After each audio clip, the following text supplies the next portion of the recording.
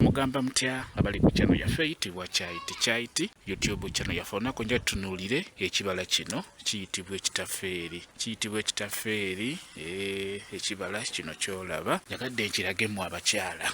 Kikulu nnyo ng'omukyala singa obeera okifunyeeko ekibala ekyo kijja kuyambako. Kyongera amazzi g'ekikyala singa obeera okiriddeko, naddala ago amakulu agaseereza ago n'obeera nga tokala omukyala. Ebibala bino bikulu nnyo okubeera ng'obiryako, byongera amazzi ag'ekikyala mu mubiri gwo. Kiyitibwa ekitaffeeri. Kikula we kikula kisobola okuta ne kigwa wansi, kwegamba kifune nga kikuze bulungi oba nga kyengedde. Beera ng'okiryako osobola okiyasaamu n'obeera ng'okirya, kigenda kuyamba nnyo nnyo. Kyongera ddala amazzi g'ekikyala singa obeera okiridde. Ate era n'ekirala osobola okikubamu kajwisi n'obeera ng'onywa kajwisi. Oba okubye kajwisi toteekamu sukaali, kanywe nga keereere. Kajwisi k'ekitaffeeri kakulu nnyo, kajja nakera kuyamba gwe omukyala, omwana omuwala nga toyagala kukala, omwami wa kunyumirwe. Beera ng'okuba kajwisi mu kitaffeeri kino obeere ng'okanywako oba obeere ng'okiryako. Kiyitibwa ekitaffeeri. Kamba WhatsApp namba yange osobola okumbuuza, ajja kwongera okunnyonnyola ku viidiyo eno.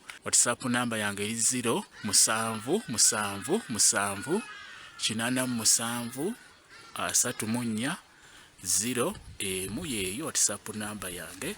Mwebale kubeera ku channel yaffe eyitibwa Kyaiti YouTube channel yaffe. Kyembasaba mugende mu maaso n'ogyegattako mubeere bulungi. Mweraba.